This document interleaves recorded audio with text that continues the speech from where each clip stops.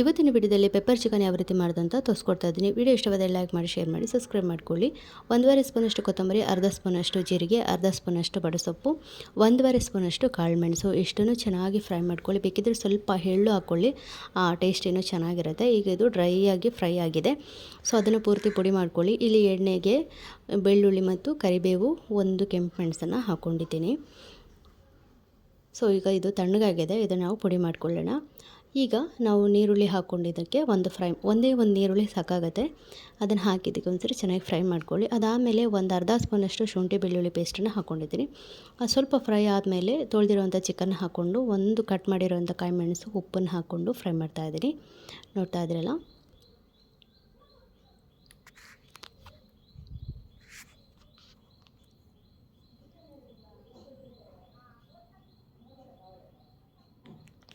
ಈಗ ಚೆನ್ನಾಗಿ ನೀರು ಬಿಟ್ಕೊಂಡಿದೆ, ನೋಡ್ತಾ ಇದ್ದೀರಲ್ಲ. ಈ ಟೈಮ್ನಲ್ಲಿ ನೀವು ಪುಡಿ ಹಾಕಿದ ಮೇಲೆ, ಅಂದರೆ ಈ ಪುಡಿ ನಾವು ಗರಂ ಮಸಾಲೆ ಎಲ್ಲ ಪುಡಿ ಮಾಡ್ಕೊಂಡಿದ್ದಾದಮೇಲೆ ಒಂದು ಅರ್ಧಕ್ಕಿಂತ ಸ್ವಲ್ಪ ಕಡಲೆ ಹಿಟ್ಟನ್ನು ಹಾಕಿ ನೋಡಿ, ಟೇಸ್ಟ್ ಸೂಪರಾಗಿರುತ್ತೆ. ಬೇಡ ಅಂದರೆ ಬೇಡ, ಸೊ ಹಾಕಿದರೆ ಚೆನ್ನಾಗಿರುತ್ತೆ. ನಾನಿಲ್ಲಿ ಹಾಕಿಲ್ಲ. ಈಗ ಪುಡಿ ಹಾಕಿದ ಮೇಲೆ ಒಂದು ಸರಿ ಚೆನ್ನಾಗಿ ಮಿಕ್ಸ್ ಮಾಡ್ಕೊಳ್ಳಿ. ಈ ನೀರಿನಲ್ಲೇ ಬತ್ತುವಾಗ ಚಿಕನ್ ಚೆನ್ನಾಗಿ ಇಟ್ಕೊಳ್ಳುತ್ತೆ. ಇನ್ನು ನೀವು ನೆಕ್ಸ್ಟ್ ಡೇ ಅಂದರೆ ನಾಳೆ ಮಾಡ್ತೀನಿ ಅಂದರೆ ಇವತ್ತೇ ಕೋಳಿಗೆ ಸ್ವಲ್ಪ ಉಪ್ಪು, ಪೆಪ್ಪರ್ ಮತ್ತು ಲಿಂಬೆ ಹಾಕಿಬಿಟ್ಟು ಮ್ಯಾರಿನೇಟ್ ಮಾಡಿಟ್ಟು ಬೆಳಿಗ್ಗೆ ಮಾಡ್ಕೊಳ್ಳಿ. ಯಾಕೆಂದರೆ ಉಪ್ಪಾಗ ಚೆನ್ನಾಗಿ ಎಳ್ಕೊಳ್ಳುತ್ತೆ, ಟೇಸ್ಟ್ ಕೂಡ ಸಖತ್ತಾಗಿರುತ್ತೆ. ನೀವು ಆವಾಗವಾಗ ಸ್ವಲ್ಪ ಅದು ಉಪ್ಪು ಖಾರ ಎಲ್ಲ ಎಳ್ಕೊಳ್ಳೋದಿಲ್ಲ, ಸಪ್ಪೆ ಅನಿಸ್ಬಿಡುತ್ತೆ. ಹಿಂದಿನ ದಿವಸ ಸ್ವಲ್ಪ ಪೆಪ್ಪರ್, ಹುಳಿ, ಉಪ್ಪು ಹಾಕಿಬಿಟ್ಟು ಮ್ಯಾರಿನೇಟ್ ಮಾಡಿ ಫ್ರಿಜ್ಜಲ್ಲಿ ಇಟ್ಬಿಟ್ಟು ಬೆಳಿಗ್ಗೆ ಗರಂ ಮಸಾಲೆ ಎಲ್ಲ ಹಾಕಿಬಿಟ್ಟು ಮಾಡ್ಬೋದು. ಅದು ಇನ್ನೂ ಈಸಿ. ಈಗ ಇಲ್ಲಿ ನಾನು ಸ್ವಲ್ಪ ಬರ್ತಾ ಇರುವಾಗ ಒಂದು ಅರ್ಧ ಲಿಂಬೆ ಹಾಕ್ಕೊಂಡಿದ್ದೀನಿ. ನೀವು ಬೇಕಿದ್ರೆ ಸೋಯಾ ಸಾಸ್ ಹಾಕ್ಕೊಳ್ಬೋದು. ಇಲ್ಲಿ ಕೊತ್ತಂಬರಿ ಸೊಪ್ಪು ಹಾಕಿ ಒಂದ್ಸರಿ ಚೆನ್ನಾಗಿ ಮಿಕ್ಸ್ ಮಾಡ್ಕೊಳ್ತಾ ಇದ್ದೀನಿ. ನೋಡಿ ಎಷ್ಟು ಡ್ರೈ ಆಗಿದೆ. ನೀವು ಇನ್ನೂ ಡ್ರೈ ಮಾಡ್ಕೊಳ್ಬೋದು. ಹಾಗಾದರೆ ಸ್ವಲ್ಪ ಏನೋ ನಾರು ಥರ ಆಗಿಬಿಡುತ್ತೆ, ಗಟ್ಟಿಯಾಗಿ ಹೋಗಿಬಿಡುತ್ತೆ, ಚೆನ್ನಾಗಿ ಬರಲ್ಲ.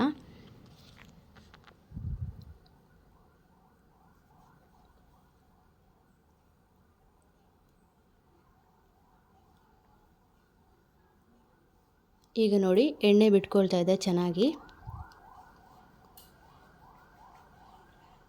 ಸೊ ಇಷ್ಟ ಆದರೆ ರೆಡಿಯಾಗಿದೆ, ನೋಡ್ತಾ ಇದ್ದೀರಲ್ಲ. ಸೂಪರ್ ಆಗಿರುವಂಥ ಪೆಪ್ಪರ್ ಚಿಕನ್ ರೆಸಿಪಿ ಮನೆಯಲ್ಲೇ ಮಸಾಲ ಮಾಡ್ಕೊಂಡು ಹೇಗೆ ಮಾಡೋದು ಅಂತ ತೋರಿಸ್ಕೊಟ್ಟಿದ್ದೀನಿ. ಇವತ್ತಿನ ವಿಡಿಯೋ ಇಷ್ಟವಾದ ಲೈಕ್ ಮಾಡಿ, ಶೇರ್ ಮಾಡಿ, ಸಬ್ಸ್ಕ್ರೈಬ್ ಮಾಡ್ಕೊಳ್ಳಿ. ನೀವು ಯಾವ ರೀತಿ ಎಲ್ಲ ಪೆಪ್ಪರ್ ಚಿಕನ್ ಮಾಡ್ತೀರಾ ಅನ್ನೋದನ್ನು ಕೂಡ ನನ್ನ ಜೊತೆ ಶೇರ್ ಮಾಡ್ಕೊಳ್ಳಿ. ಸಿಗೋಣ ಮತ್ತೊಂದು ರೆಸಿಪಿಯೊಂದಿಗೆ. ಅಲ್ಲಿವರೆಗೆ ಎಲ್ಲರಿಗೂ ಧನ್ಯವಾದ.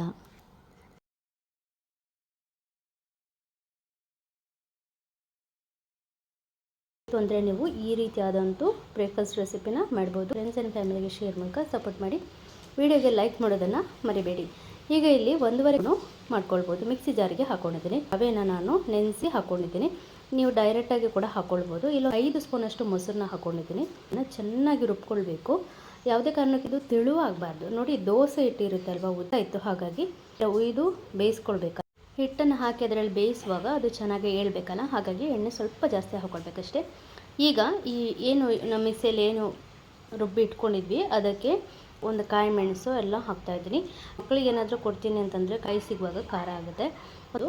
ಸೊ ನೀವು ಇದ್ರ ಜೊತೆ ಸ್ವಲ್ಪ ಕಡಲೆಬೇಳೆನೂ ಈಗ ಇದಕ್ಕೆ ಚೆನ್ನಾಗಿ ಮಿಕ್ಸ್ ಮಾಡ್ಕೊಂಡಿದ್ದಾದಮೇಲೆ ನಾನು ಒಂದು ಪ್ಯಾಕೆಟ್ ಇನೋ ಹಾಕಿ ಏನಾದರೂ ಇಲ್ಲ ಅಂದರೆ ಬೇಕಿಂಗ್ ಸೋಡಾ ಹಾಕಿಬಿಟ್ಟು ಒಂದು ಮಾರ್ನಿಂಗ್ ಬ್ರೇಕ್ಫಾಸ್ಟ್ ಮಾಡ್ತೀನಿ ಅಂದರೆ ರಾತ್ರಿಯೇ ಈ ರೀತಿ ಬೇಯಿಸಿಟ್ಕೊಂಬಿಡಿ.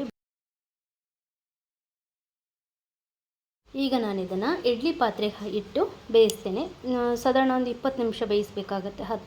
15 ನಿಮಿಷದಿಂದ 20 ನಿಮಿಷ ತನಕ ಬೇಯಿಸಬೇಕಾಗುತ್ತೆ. ನೋಡಿ ಎಷ್ಟು ಚೆನ್ನಾಗಿ ಬೆಂದಿದೆ. ಈಗ ನೋಡಿ ಒಂದು ಸ್ಪೂನ್ನ ಹಾಕಿ ನೋಡಿ, ಸ್ವಲ್ಪ ಈ ಥರ ಆದಮೇಲೆ ಕೆಳಗೆ ಇಳಿಸಿ ತಣ್ಣಗೆ ಮಾಡ್ಕೊಂಡಿದ್ದಾದಮೇಲೆ ನೀವು ಪೀಸ್ನ ಮಾಡ್ಕೊಳ್ಳಿ. ನೀವು ಇದೇ ರೀತಿ ಪೀಸ್ ಮಾಡಬೇಕಂತೇನಿಲ್ಲ. ನಾನಿಲ್ಲಿ ಪಿಜ್ಜಾ ಟೈಪ್ ಹೀಗೇ ತಿನ್ಬೋದಾಯ್ತಾ.